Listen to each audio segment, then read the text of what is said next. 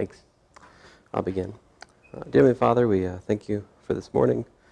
Thank you for the students. Just pray that you'd bless this class, help us to glorify you, what we do, Lord. And I just pray that you'd help the students to just make the most of their time, to prepare for the test, which is upcoming. Just that you'd help these ideas to sink in and help them to be able to learn them in this time we have, Lord. In Him I pray. Amen. All right, so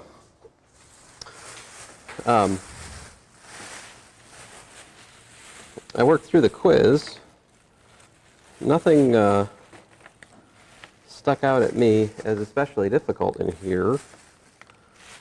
So I will hopefully have the solution posted a little bit later today. And if all goes well, what I'm trying to do is after I'm done lecturing today, I'll go and I feel up to it, sit in my office and grade your quiz. So if you stick around till the later afternoon, I might have the quiz graded for you. All right. Now, if you don't want to stick around for that, that's fine. If you'd like, actually, let me say it this way. I will grade the quiz, and then I'll tape it to my door. If you're here, you can come get it. If you don't want me to tape your quiz to the door, just let me know. Okay? And then I won't. Because we have all kinds of privacy protections no one actually cares about, which actually just inconvenience us in our daily life in so many different ways. So I think it's a more safe assumption to assume that students don't care. But I will respect your desire not to have your graded quiz outside my door if you don't want it there. But if you'd like it there for the convenience of you picking it up, that's my default. Okay. All right, so let's talk about how to solve L of y equals to f, where L is equal to some polynomial in the differentiation operator. So here we're talking about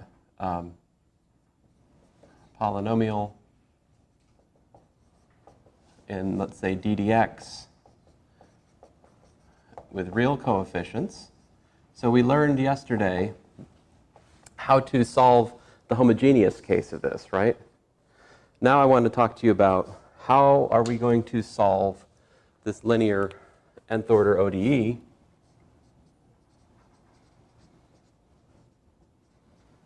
How are we going to solve this linear nth order ODE in the case that it's non-homogeneous, right? So I mentioned the theorem last time. The theorem basically says this. L of y equals to f has general solution y equals to c1y1 plus c2y2 plus plus cnyn plus yp, where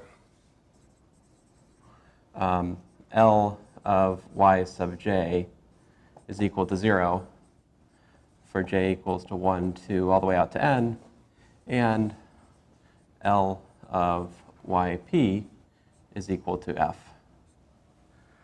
So this theorem is the backdrop for what we're doing today. I mean, this tells me my goals, ambitions.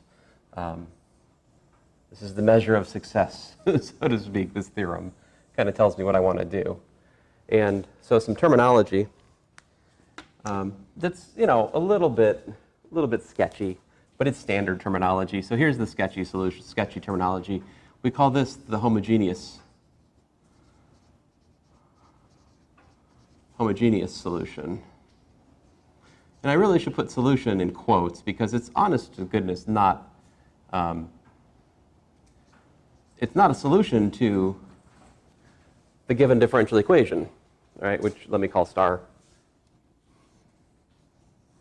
So like if you plug in y sub h into star, you get L of yh equals to 0. Well, if 0 is not equal to f, it's not a solution, right?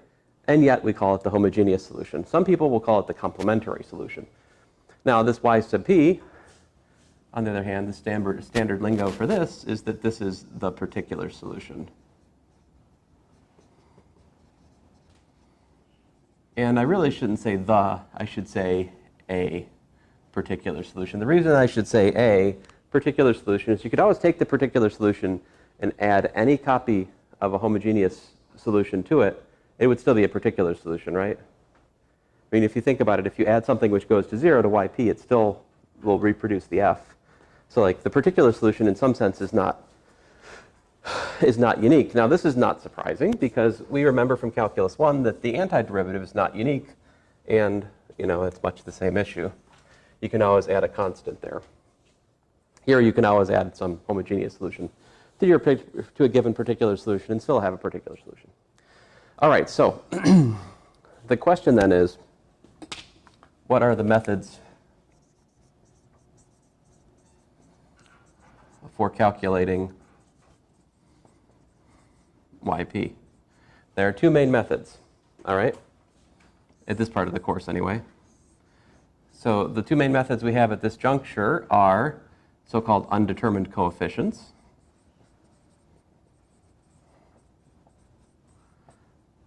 Undetermined coefficients, and then the other method is what's known as variation of parameters. Both of these work for the nth order problem.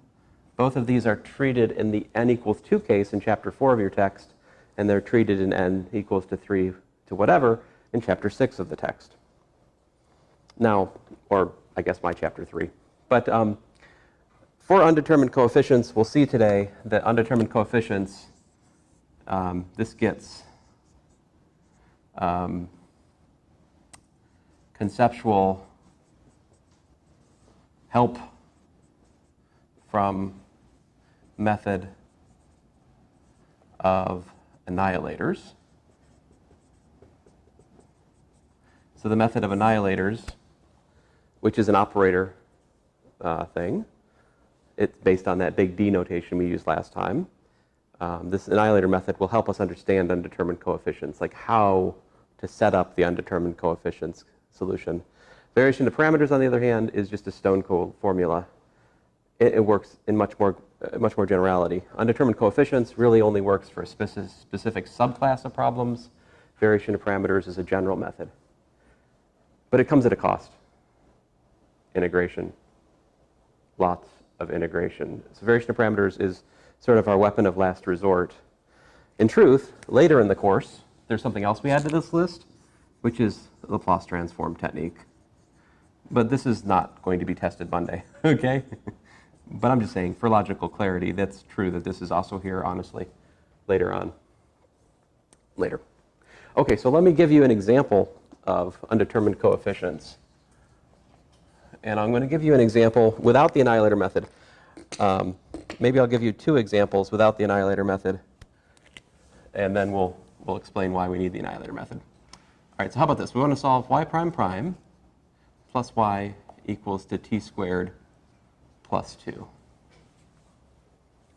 All right, so this is what method of undetermined coefficients says. It says, okay, so we're going to guess that the particular solution has a particular form, sorry, a specific form, there, less punny,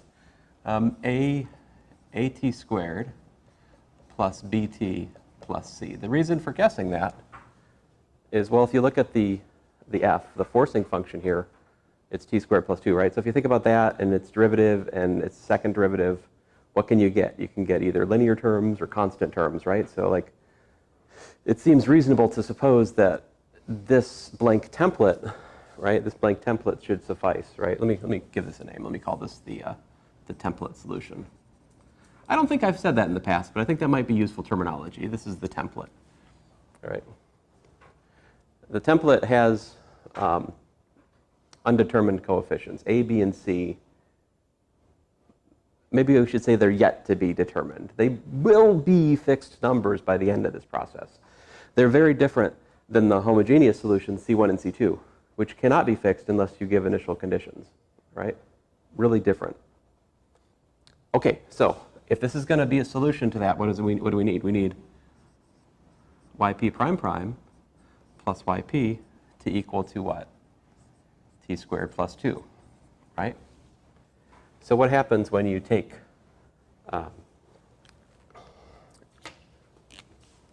I mean, this has what? Yp prime equals to what? 2at plus b, and yp prime prime is what? It's just 2a, right? So plug those in, we get 2a plus at squared plus bt plus c equals to t squared plus 2. Now, if our template is the right one, it should fit, right? And so this is a polynomial equation. You can read things from the coefficients, right? So let's see here. Let me start us out. T squared. On the left-hand side, I have what? I've got a. On the right-hand side, I've got the coefficient t squared is 1. Hey, well, that was easy. How about t? Coefficient of t over here is b, right? Over here is 0. How about the constant coefficient? What do we get from the constant coefficients? Here we have 2a plus c. Over here, 2. Right? So we get a equals 1, b equals 0, and the third equation. I mean, this is 3 equations and 3 unknowns, but they're not too bad, are they? So what's this say?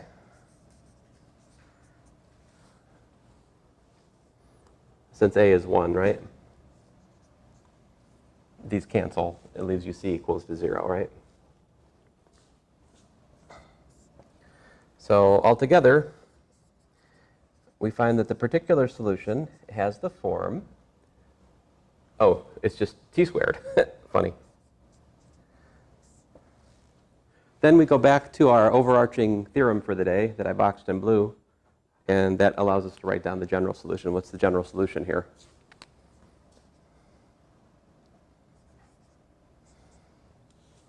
I guess the question is, what's the homogeneous solution here? Well, we've talked about this from day one. I keep coming back to this one. This one has homogeneous solution c1 cosine t plus c2 sine t, right? And then plus t squared. And there you go. This would be the general solution. So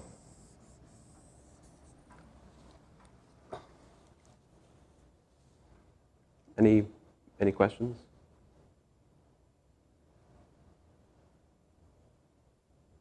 Not so far. Okay, good.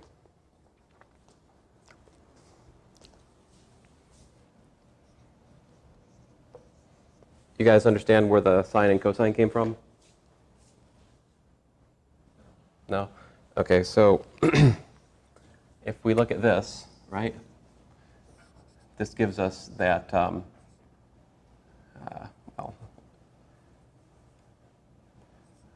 lambda squared plus 1 is equal to 0, which gives me that lambda's plus or minus I. So basically, you have alpha equals to 0 and beta equals to 1, which gives me that solution. There's something I should, let me talk more about this lambda business after I get done with this pair of examples. I mean, I was focusing on operator factorization last time, but it's also useful to sort of look at finding homogeneous solutions in terms of a polynomial in lambda, or whatever variable you like. A lot of textbooks will use r instead of lambda here. Oh, I've said this much. Let me just finish the thought. So the basic identity that we have, guys, if we look at P of D, y equals to 0, the thing is, if you take the polynomial in the differentiation operator and you feed it e to the lambda, x, let's say, if d is d dx, then what happens when you look at it is you get back out p of lambda times e to the lambda x. So if this is going to be equal to 0, we need the polynomial in lambda to be equal to 0. So we can either look at finding homogeneous solutions in terms of factoring operators and using the lemmas that we developed yesterday directly, or we can look at it in terms of factoring a polynomial in lambda and looking for roots. And then from those roots, we can write down the homogeneous solution that we found yesterday. It's just another way to denote the same math, really. This right here is called the characteristic polynomial. Just as a name. Well, excuse me, polynomial is an equation. It's an equation, yeah? So like the characteristic equation for this one is lambda squared plus 1.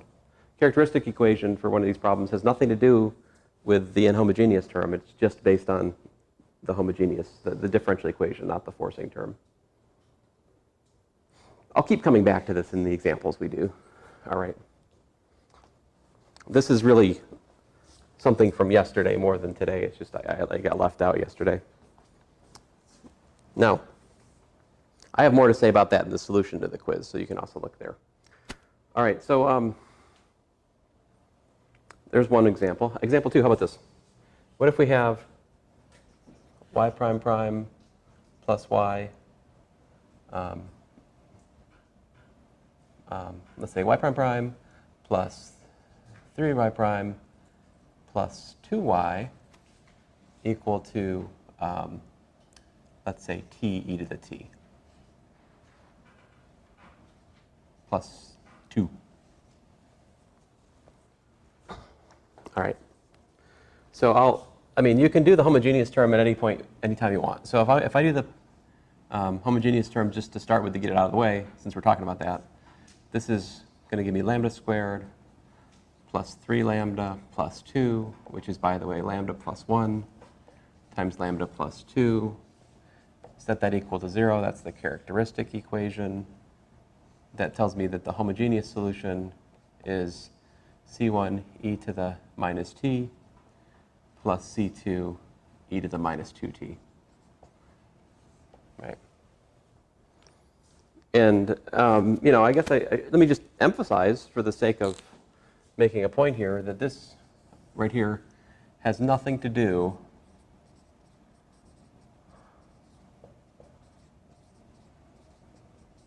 with the t e to the t plus 2, right?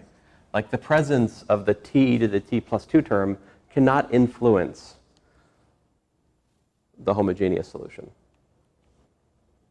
It turns out the other direction isn't the case. It can be the case that having a homogeneous solution of a particular form will influence what we make the template solution to be.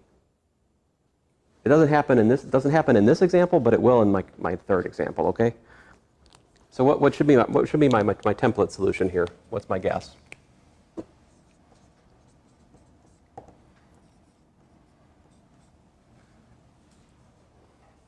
If you look at t e to the t, what happens when you differentiate it 1 or 2 times? What do you get back?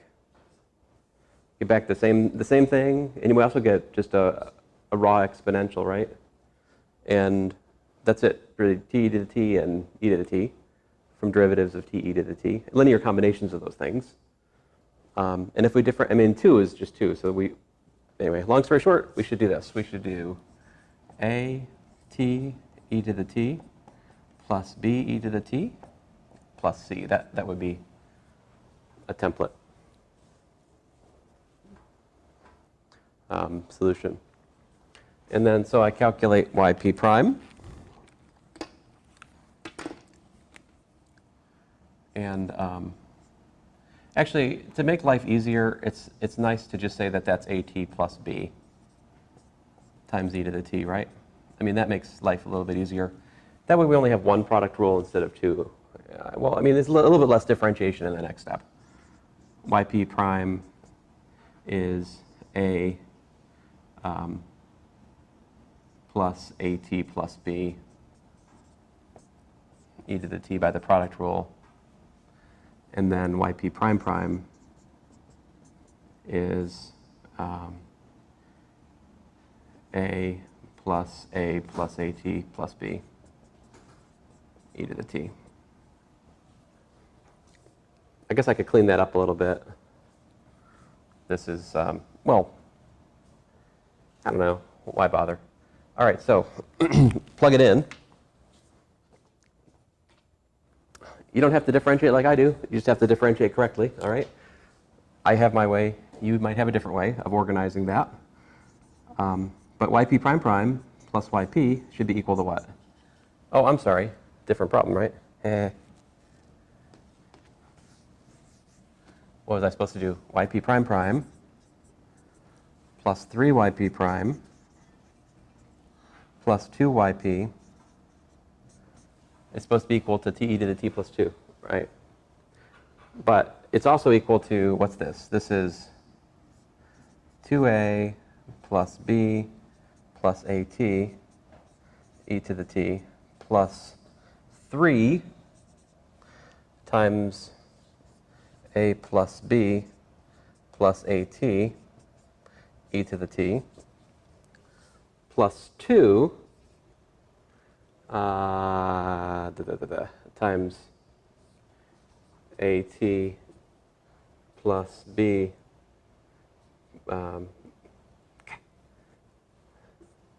e to the t plus c. All of that is equal to t e to the t plus 2. All I'm doing is I'm plugging in the blank template, well, I mean the template solution, into the differential equation and assuming that it works. All right? If we've got the right template, it'll work. If we don't, the algebra will go badly for us, right? Let's see here. So we can organize things. I would recommend organizing things. I got e to the t with what? 2a here, 3a here, that's 5a. And so I've got 5a, right? Because I got that 2 and I've got that 3. How many b's do I've got? I've got 1, 4, it looks like 6b. Any other e to the t terms? Just those, right? Plus t e to the t. How many of those do I got? I've got a of them here, 3a of them there. That's 4a, another 2 over here, so 6a. And do I have anything else in the t e to the t category? I don't think so. So I've got 6a copies of t e to the t. How many constants do I have?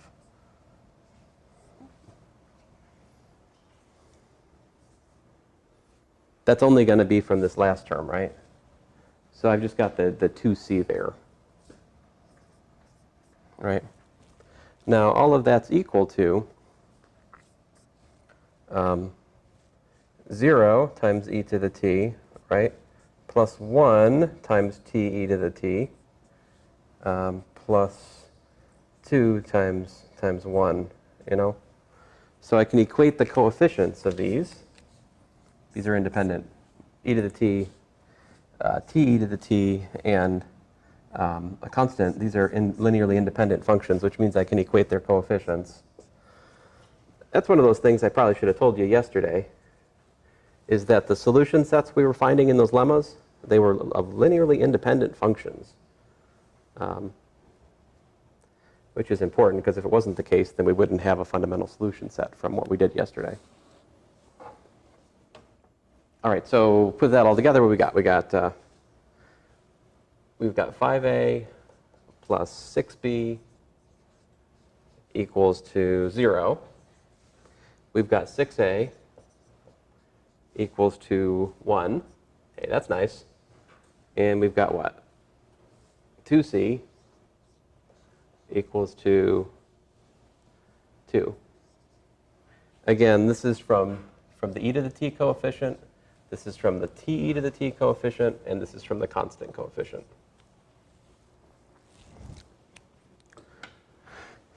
So you can see then that a is equal to 1/6, right?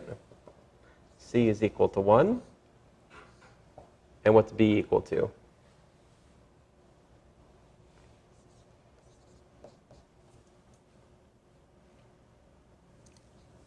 Minus 5a over 6, right?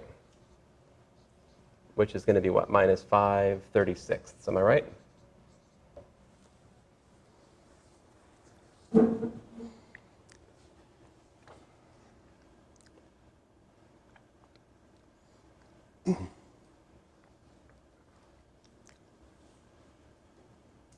So therefore,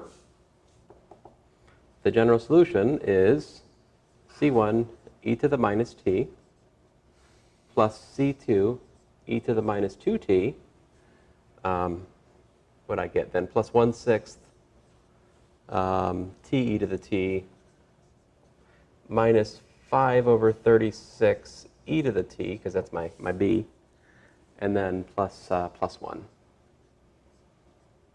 There you go. That is the general solution to this problem. This is the method of undetermined coefficients. Everything here is pretty straightforward except for one step, right? What's the one step that's really not straightforward at all? That's really going to require you studying, thinking harder about this. Can you tell me? I mean, over here, most of this is just plug it in, work it out, equate coefficients. This is somewhat familiar from your previous coursework. The one thing here that's really not at all obvious is my template. Where am I finding this from yet? So where'd that come from? Where'd that come from? Is it always as simple as I'm doing? Is it always just you look at the forcing term, differentiate a couple times, look at what kind of functions you get, and take a linear combination of it? If you read my stuff, I'll often call the template that I've just wrote down in these past two examples the so-called naive solution. The reason I say it's a naive solution is it has nothing to do with the homogeneous solution whatsoever. All right? Example 3, it's not going to be quite as simple.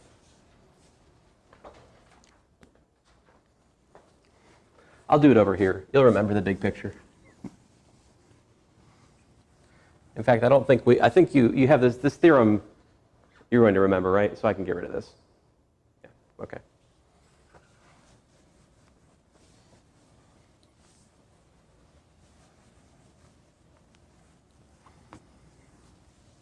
So let's go back to example 1, in a sense, and do something a little bit different. Well, let's see what happens with example 1 when we do something like put cosine t here.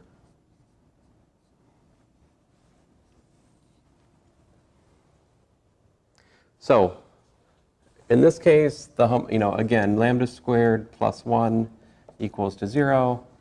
Tells me that lambda is equal to plus or minus I.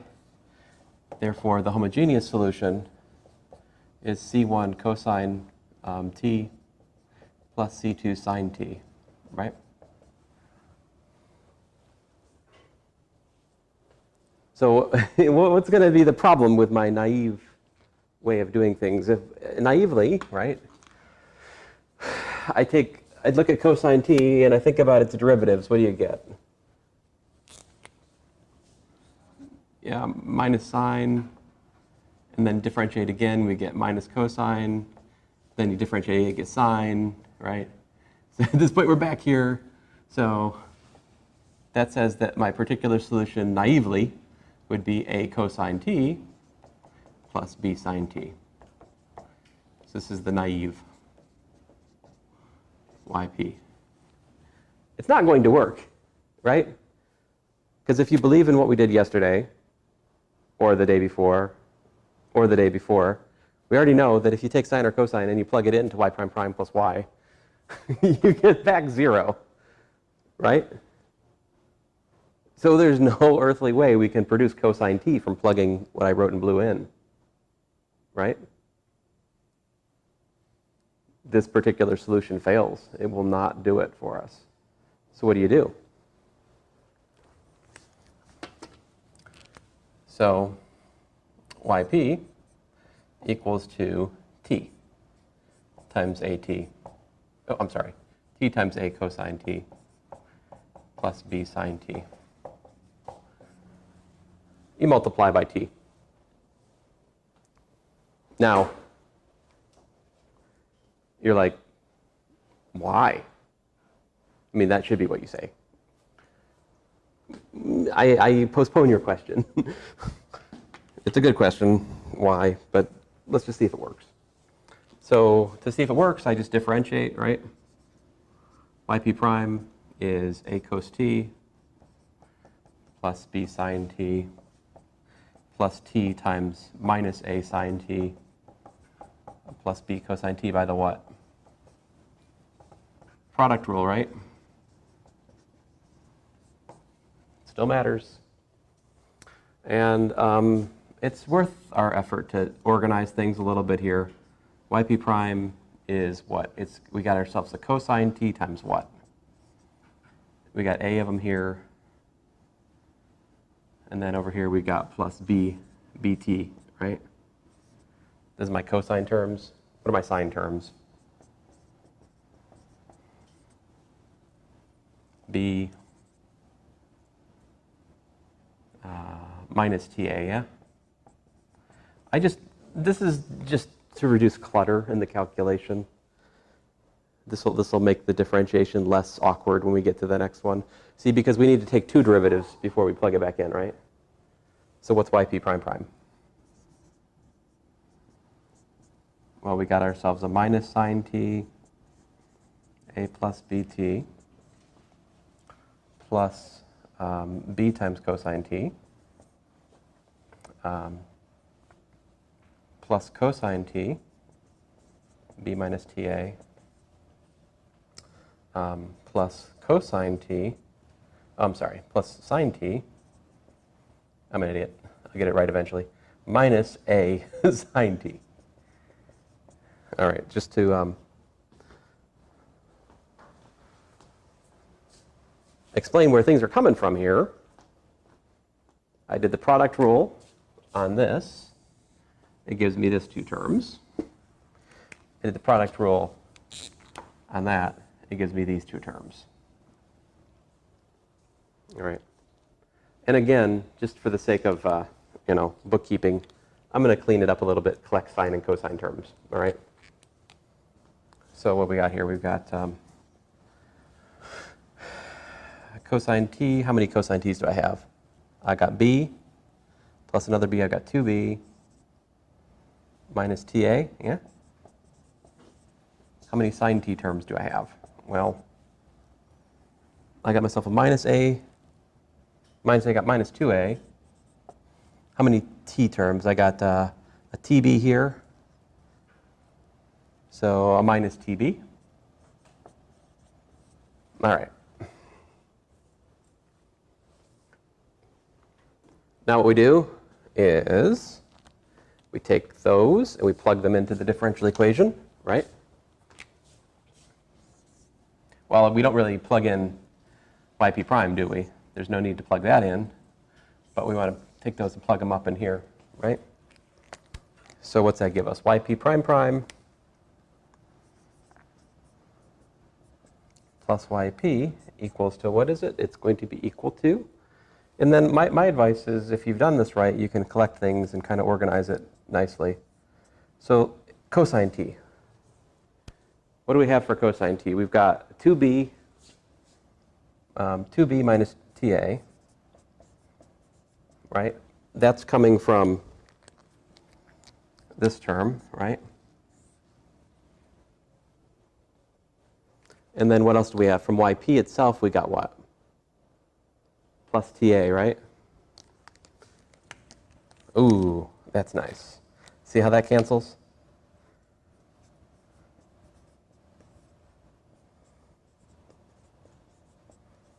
Then sine t terms, well, we've got a minus 2a, minus 2a, minus tb.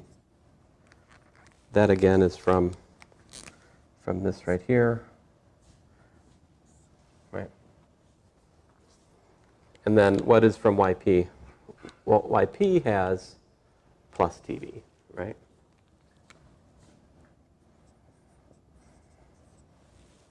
All of that is supposed to be fit. It's supposed to be set equal to cosine t. That's what makes it the particular solution, is its ability to reproduce the forcing term, which in this case is cosine t. Cosine t is that f that I wrote. Oh man, I wrote g for that f yesterday, didn't I? I'm sorry about that. It's not set in stone. You could call it Pac-Man if you want. I mean, whatever. It's the forcing term. So you see what happens here. The TA and the TB terms cancel, and we just get what? We get from cosine t, you see what we get. We get 2b is equal to 1. And from sine t, what do we get? Minus 2a equals 2. How many copies of sine t do I have on the right-hand side? 0, yeah. So, therefore, my particular solution is 1/2 the b term. What was b? So 1/2 t sine t.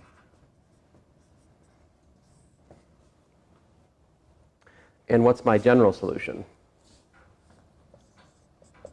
C1 cosine t plus C2 sine t plus 1/2 t sine t.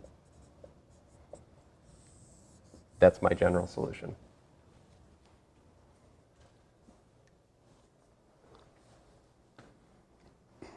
Any questions?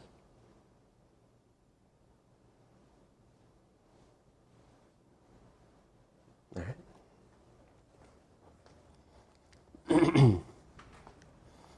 So, we're talking about applications eventually today. This is a good example of an applications problem. So let me just dive into that for a second here. If you have a spring, all right, and it's got a mass attached to it, m, right, and if you have spring constant k, and if the whole thing is in, like, a vat of Jello or oil or something, what do you want? We'll say it's Jello. Hey, did Cosby verdict get read yet? Sorry, is Cosby Jello jokes before your time? Or was it pudding? I can't remember. Sadness. Anyway, let's see here. So Newton's law, if we say that x equals to 0 is like the equilibrium position for the spring, then mass times acceleration was going to be minus kx minus bv, and yeah, that's basically going to be it here, where a is equal to x prime prime in our notation, and v is x prime in our usual notation, right? So here the b and the k are constants. B is a constant which describes the velocity dependence of friction, right? And so anyway, the point here is that this actually gives us m x prime prime plus bx prime plus kx, all right, equals to 0. Now, example 3 wouldn't be like that. Example 3's got some other actor involved, let's say Mr. Top Hat, and he's got a stick he's poking the mass with, and he's poking it with the same frequency at which the thing naturally oscillates, right? Like the natural oscillation of the spring is angular frequency 1. This has got no friction, right? There's no y prime term. Trade x for y. I don't think that's going to confuse you guys. But anyway, if he's sticking the mass with a force F, then this would be, we add plus F. That's the external force on the spring, right? So this ends up being equal to F, which is possibly a function of time or whatever. Let me drop the of time. The external force F. And so that's why we call it the forcing term, is in particular its application to the spring force problem. It has the interpretation of being the external force on the spring, right? I mean, of course, the friction force and the spring force are also forces on the mass, right? But we somehow consider those kind of internal forces in some regard in this way of thinking. So this example 3, we're saying the external force is cosine t, right? In the example 1, the external force was t squared plus 2, right? Both of these are pretty unphysical if you think about t going to infinity. What happens as t goes to infinity in example 1? As t goes to infinity, what happens to y? It goes to infinity, right? Because basically your external force gets larger and larger and larger and larger. I mean, no one can sustain this, right? I mean, that's an unphysical This would only make sense over some short time domain, right? The math may not respect that, but physics is going to make the spring break at some point, right? You can't stretch a spring to infinity, and not have it break. I mean, you know that. Now over here, this is not an infinite force as time goes to infinity, right? So this is a completely reasonable force to be applying out to infinite time, right? Because cosine t is just, it's pushing and pulling with a magnitude of 1. That's fine. It's not a big deal, right? And yet, the solution has this t sine t term, which does what? I mean, that says that the spring is going way out there and then way back here and back and forth and larger and larger and larger and larger and larger and larger, right? The spring is going to break, right? So this example shows you what's called pure resonance. So this is an indication of pure resonance. Resonance is this phenomena of putting some external force on some system where the frequency of the external force happens to match the natural frequency of the system. And when this happens, it could be that it ends up in resulting in this infinite buildup in energy, right? Which is something you might want to avoid, right? So as engineers, it's kind of an important thing to be aware of, right? You need to be aware of natural frequencies of whatever it is you're building and be aware of the possibility that even small forces, if they match the natural frequency of your thing, they could lead to catastrophic events, right? The famous thing is this, Tacoma Narrows Bridge with the wind. There's probably debate. Any famous example, there always ends up being debate, and whatever the example is supposed to be example of gets cast into doubt later. But setting aside those second-order analysis, basically the wind in this particular area happened to match the natural frequency of the bridge, so it just kept building up, and then eventually the bridge just keeps going like this and more, and then eventually it just twists and falls down,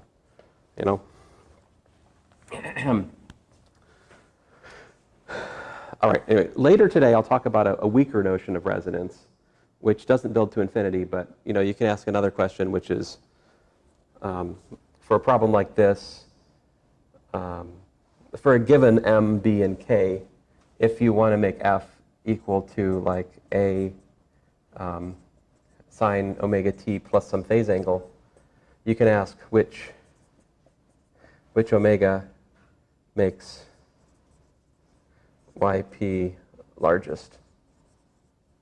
And we can say the absolute value of yp largest. That's the weaker notion of resonance. It's asked the question, for a given system, what frequency for an external force produces the maximum response?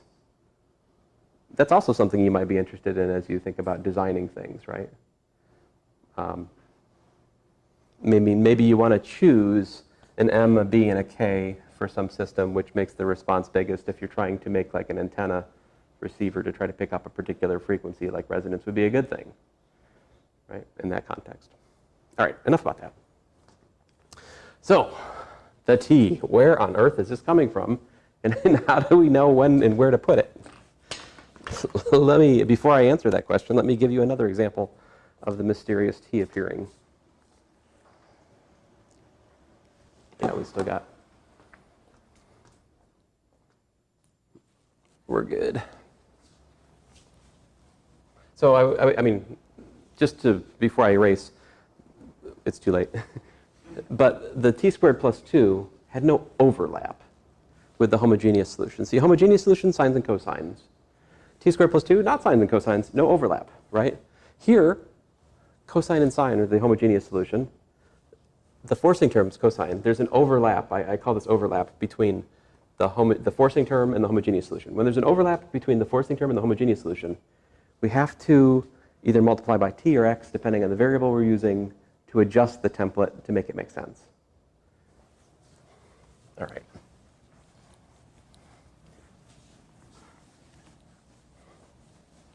This is the most, I think, challenging aspect of this part of the course, understanding how to multiply by t, where to multiply by t. I'll show you another one. Here we go. Y prime prime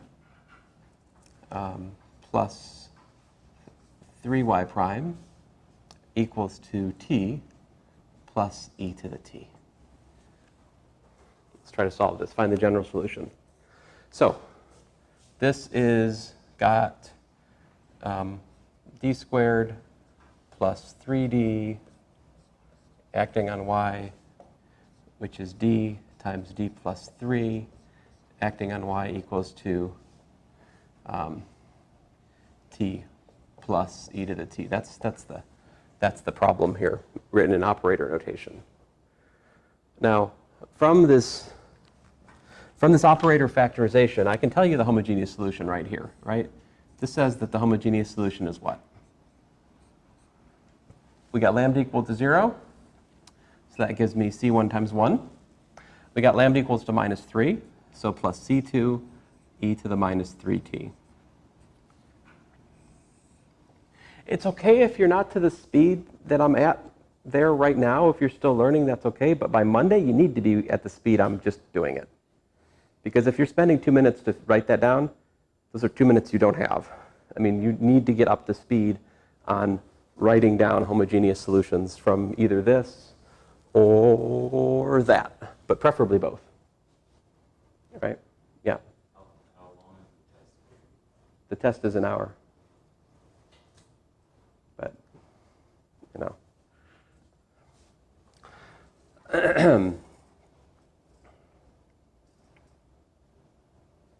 Anyway, enough about that. So that's the homogeneous solution, right?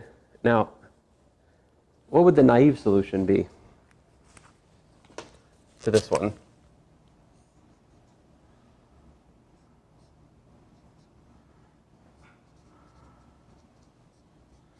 This t would give me at plus b, because if I take derivatives of t, I either get t or a constant, right?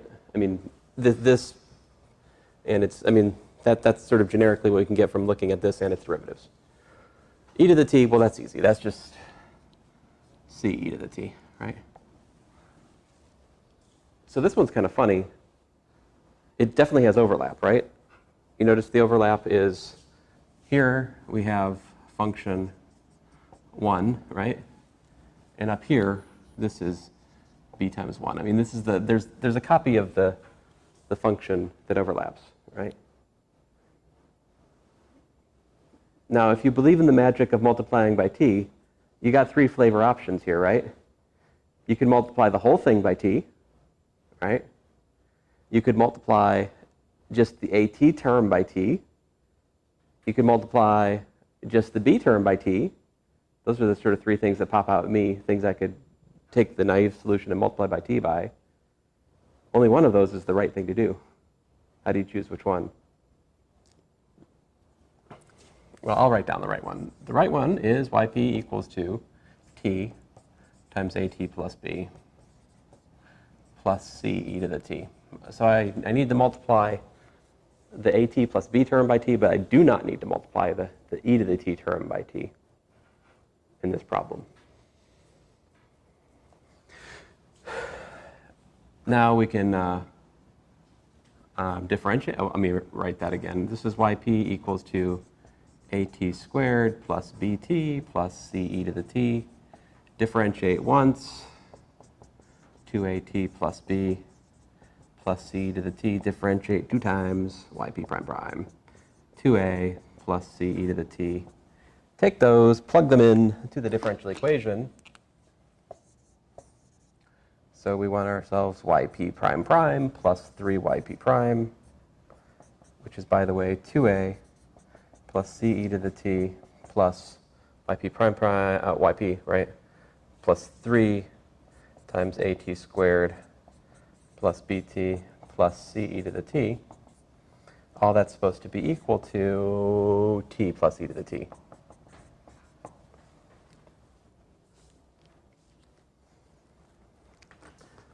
Now we do the same thing we've done in the previous examples. We collect terms and equate coefficients. Let's see here. So for the constant, I've got myself a 2a. Any other constants here?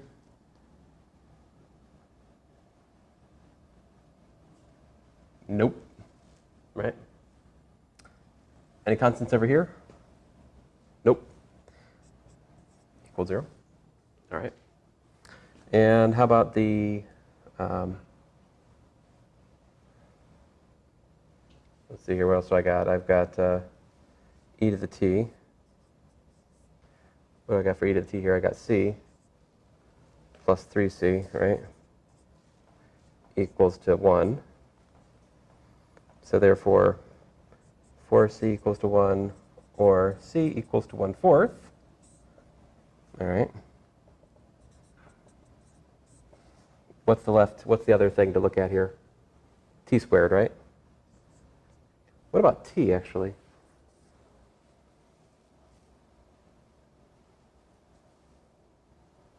Huh. I'm sorry, I have the...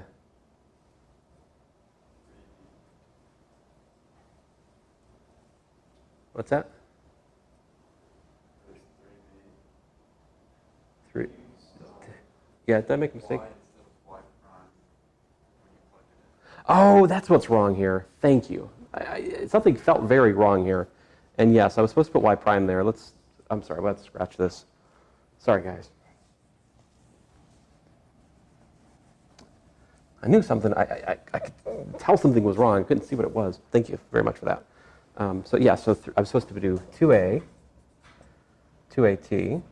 plus b plus c to the t. All right, that's better. Much better. Because I had too many kinds of terms running around. Anyway, like I shouldn't have had a t squared down here. That was troubling to me. Like I had 4 different equations, but I should only have 3 different equations if things are right. You're like, well, how do you know that? Well, experience is the honest answer. 1, so constant coefficients, again, 2a, but plus 3b. Very good. That's better. That feels right. And t, we get 6a equals to 1. And then the e to the t terms, well, those are more fun. We've got 1 of them here, we got 3 of them over here, we got 4c equals to 1. So therefore, c is 1/4, a is 1/6, and what's that give me for b?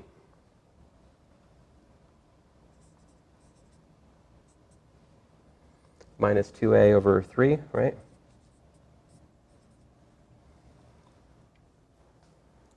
Since a is 1/6, that's actually what? Minus 2 over 18, or minus 1/9. Okay, so therefore, the general solution here is, what was it? Oh yes, c1 plus c2 e to the minus 3t. What was my a? 1/6 plus 1/6 t squared, yeah? Minus 1/9 t. And then my exponential plus 1/4 e to the t.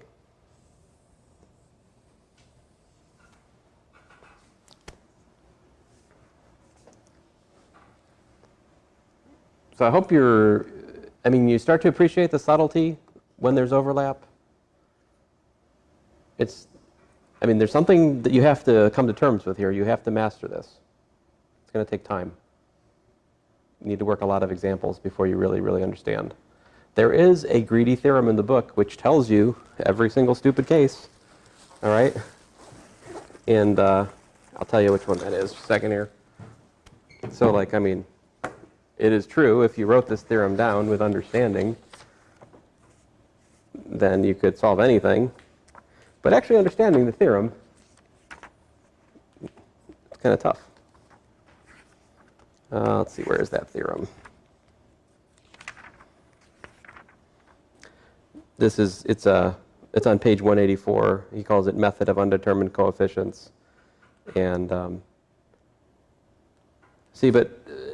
the theorem, it already kind of sets you up for the fall because the theorem doesn't even address my example 4. The theorem tells you how to do t. The theorem tells you how to do e to the t for this example. But you also need to understand that you have to combine those two things to get the particular solution for their sum. This is called superposition. All right. So there is an answer, though. Like, you don't actually have to know the theorem if you know the method of annihilators. That's what we're talking about after the break, is how we can use the method of annihilators to derive when there's a t and where it is. So you actually don't have to memorize so much. If you understand the method of annihilators, it will actually derive any particular solution that you need just from a general principle. It's really neat. So anyway, let's take a 10-minute break, and then we'll start again.